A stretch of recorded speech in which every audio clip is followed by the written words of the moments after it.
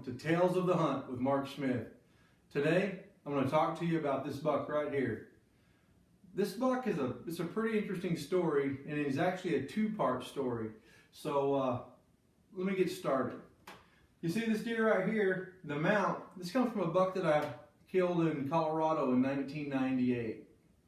A friend of mine, Jim Logan, was hunting with me, and he was working with me there in the Four Corners area for a refrigeration company.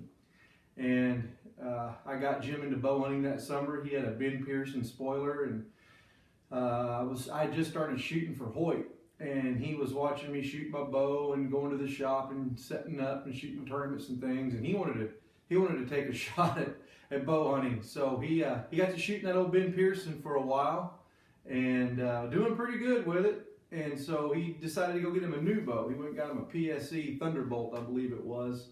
They're from Jeremy at Expert Archery. Back then it was East Main Trade Center. And he got to shooting that bow really good, and I invited him to come along with me for the season opener of 1998. Now, that year, I was only 28 years old. Times were tough and money was short. So I was just going to elk hunt there in Colorado. But after opening day, the scouting, you know, we've seen a few bucks throughout the summer. But on opening day, there was a plethora of bucks. There was bucks everywhere. And that evening, Jim shot himself a real nice 3x2, and we got it and was headed back to town with it. And I said, Jim, you know, I think I sure would like to have me a deer tag. Well, back then, we didn't have ATM cards readily available or a checkbook. You know, whatever you had in your pocket kind of was what you had for cash. And we ran down to the city market there in Durango, and Jim Logan, he spotted me the money. He gave me the $150 to go buy an over-the-counter deer tag. And he wanted me to be set up, kind of just to show gratitude for taking him hunting. Now, I paid him back, but he loaned me the $150. And I went and bought the tag, and next morning, I got into bucks right off the bat. And, I'd say somewhere along around 8 o'clock in the morning, I had a herd of bucks in the edge of the sage, moving up into some PJ stuff there. I was hunting farmland between bean fields and alfalfa fields, and the bucks would stay out in the sagebrush, or they'd get up there in the PJ stuff and bed down for the day. Well, anyway, I saw this herd of bucks, and, you know, back then, I was stacking pins and shooting as far as I felt like I needed to. Now, I'm not saying I do that today, but back in the day, I wasn't afraid to shoot way over yonder. Well, I ran a big old Bushnell rangefinder, and I ranged this buck, and he was a bit tad over 90 yards. I want to say 93 or 96 yards. And I put my 70-yard pin on him and stacked it, got it up there about where the 50-yard pin was, and let one fly. Well, I didn't hit the buck very good, and but I knew I hit him. So I waited a little while, went over there, found my arrow, and it was dark red blood. And I could tell it was probably a liver hit. And I followed the blood a little ways, and I didn't go too far. And this fellow was standing there kind of in a little gully going up the hill and had his head down. He wasn't doing too good. And I went ahead and put a second arrow in him to finish him off. And he was quartering away pretty good, and the arrow didn't hit exactly where I was aiming. Probably the adrenaline, lack of experience, and everything else, you know. And I didn't hit the deer real good that second time either. And just long story short, the deer didn't die an instant death the way we like. And that's bothered me for a long time. And when he finally went down, I was standing there, and it was the first time that I'd ever felt a true conviction about hunting on a Sunday, because as this buck was laying there and his eyes dimmed, I could see the reflection of the sun real bright in his eyes, and it just it was a pretty somber moment. And the deer expired, and I realized I didn't really care for hunting on the Sabbath too much, but I didn't feel good about it. But I finally got over that, was happy with the deer. Now, the deer's original antlers was a big 24-inch wide 3x3. And not at the time the nicest buck that I had shot with a bow and arrow. So I took it down to a friend of mine there, Terry at AA Taxidermy in Durango, and he mounted him up for me. Real nice, neat mount. And I traded him some work. I did some HVAC work for his shop, and in trade, he mounted a deer for me. I was always horse trading back then. Like I said, didn't have a whole lot of money. And anyway, fast forward, 2000. It was my last hunt in the Four Corners before I moved to Denver. Jeremy Duggar and I, we'd drawn tags to hunt there on the Navajo Indian Reservation, and scouted hard all summer. Jeremy found a big 28-inch wide 3x3 that he named a Balboa after the old boxer, because he was blind in one eye and had a big torn ear, and he was a warrior of the mountain. Big old buck. And that's the buck Jeremy wanted. Well, I scouted several other bucks and saw several nice Pope and Young bucks that I'd be glad to take. Well, one evening there, we was shooting our bows in camp, getting ready to go hunting. I think it was about the second day of the hunt, and Jeremy's limb on his bow blew up. He had a custom-built PSE bow, and boy, something broke loose on that limb and blew the chunk of it off, and boy, he was deflated. Now, I was shooting a PSE then too. I was shooting that year. I was shooting, for the shop. I could pick any bow line I wanted to shoot for, and the PSE Mach 10 had come out. Boy, did I like that bow. So that's what I was shooting. And I had no troubles with mine, but Jeremy's limb blew up, and he ran into town and grabbed him a Hoyt PowerTech, set it up right off the shelf from his archery shop, ran back up to camp. We sighted in the 20, 30, 40, and maybe the 50-yard pin right there in camp in the headlights of his truck. Well, the next morning we get up a little late, and it was already daylight. We were to go set tree stands over some springs that we had set up. Well, we was already, like I said, daylight, and we were coming down this logging road, headed back to the main road, and drinking our Dr. Peppers and making small talk like we do, heading out for the day. And I looked up on this ridge, and there stood a buck. It was a big buck. And I just reached over and grabbed Jeremy's arm, and I just pointed. I didn't say nothing. I just pointed.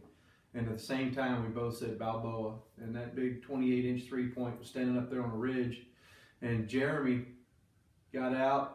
I got out of the truck, wheezed up the bushes there, and I ranged him 44 yards. Jeremy had to shoot on his knees to get through a little hole there, and he made a pretty good shot, heard it thump the buck. Buck ran over the hill. Man, we sat there for a minute, went over there and looked, found the arrow, and it was bloody, but it was also green. Had a little bit of mean green on it, some room in there from the gut on that deer, which that's not always a bad thing. That could be an exit or entrance on a quartering deer, but we decided to just give it some time. We had plenty of time. We weren't going to push it. Let's just go hunt the rest of the morning, give it about 6 hours, come back a little afternoon, see if we could find the deer. Well, that morning, I think I emptied my quiver 2 or 3 times. So bucks, we were putting around, finding bucks on the logging roads there up in the oak brush, and oh, this happened, that happened, misjudged it, range of bushes, whatever. I was glancing arrows off everything. I was trying to shoot into some nice bucks. Well, a little later in the morning, we was coming down in a beautiful aspen grove. Jeremy spotted some deer off in the distance there, and we eased up there and got out. Got to tippy-toeing up there through the aspens, and finally got pretty close to bow range of these deer. And there was 5 bucks there, and one was a real nice tall 4x4. And Jeremy said, "Man, I think you ought to shoot that buck." So I ranged him. It was 62 yards. Drew back. I shot. Arrow, I could tell it hit him. Jeremy thought I shot under him, but it was a pretty good hit. The buck kind of bucked up and run up the hill, and the other bucks ran down the hill. Well, we got up there, like I said, found the arrow. It was dark red blood, like a liver hit, a little bit to the right, I think it was, but exited real nice. And but the blood, we were both shooting Spitfire, those NAP Spitfire 85 grain 2-blade, and put an 1.5-inch hole in him, and looked pretty good. And we followed the blood there for a while, and I lost the blood. I kind of dropped off, was going down to the big oak knot, looking below the aspens in the oaks, trying to see if I could see where the deer went. And Jeremy, he kept staying up top, and he was going real slow, and I was watching him over there, and he's just going along real slow, looking at the ground, and boy, it wasn't very long, and I heard him whistle. "Hey dude, got your buck." Those are magical words, right, to hear. So I made my way up there, and what had happened was Jeremy had discovered that bees, those yellow carnivorous meat-eating bees, they were gobbling the blood and the liver and all of the sign the deer had left from the wound on the ground. The bees were on the ground eating the blood faster than we could find it. Jeremy figured that out early on while I was down there looking low, and he just stayed on those bees and followed the bees right to the buck. Well, it was a nice buck. Turned out to be my first Pope and Young mule deer. You know, he was a 4x4, and he scored, I think, in the upper 140s. He grossed in the 150s, ended up in the 140s. Nice 4x4. That's these antlers you see right here. Well, I didn't take good. Like I said, I was moving. I was moving from the Four Corners to Denver, so I did everything I could. You know, I got done with the hunt. I'm talking within 2 or 3 days, packed up my truck and moved my entire life to Colorado from New Mexico. Well, the Cape I didn't keep. I didn't think nothing about mounting him for some reason. I just wasn't going to mount that deer. And hung the horns up in my garage there in my apartment in Colorado for years, and got out to Falcon, Colorado there for years. And the velvet, I didn't take care of it, so this deer was completely in velvet when I shot him. All the velvet rotted off, and one time it fell off of had a screw up on the wall, and he fell off, and it busted the rack in half, so it wasn't even scoreable anymore. So, about 2006 or 7, I had this 3-point, the original deer, hanging in my son's room, and we were going to paint the house that day. I took stuff off the walls. I took the deer off the wall, and we had a hybrid wolf husky mix, 3-legged wolf named TOH. Wife had rescued it from a rescue center, and she was in bad shape when we got her. And she turned out to be a real fine dog, but at the end of the day, she's still a wolf, and she was still a dog, and they like to chew on things. So I'm sitting there watching TV. Forgot after we painted, I didn't put all the animals back on the wall or nothing.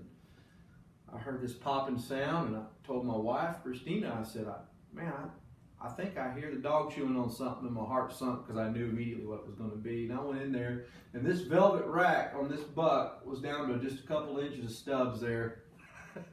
She had eaten an entire rack off that deer under our radar until I finally heard her popping and gnawing and chewing. So it wasn't, didn't even get mad at the dog, you know, heck, it's my fault. So a couple of days later, I went out in the barn, sawed them horns off, even with the skull plate on this deer. Then I sawed the horns, each of these antlers off of their pedicle, and I screwed dowel rods in them, and got my Pope and Young sheet out, got the measurements just right, and epoxied it with a 5-minute epoxy, got it ready to go, put it in, and as I was twisting, I had the kids give me the measurement so I could get it real close to how it was. So that's a pretty good story, you know. Couple of bucks. I don't have the rack off the one, but I still have the deer. I don't have the deer, but I got the rack off the other, and makes for a pretty good story, I think. Anyway, appreciate you listening today. This has been a fun deal, and you know, don't take yourselves too serious. Hunting is hunting. I'd say that you know, just go out and do things your way. Keep it real. Tell your story. Until next time, I'll see you down the trail or on the mountain.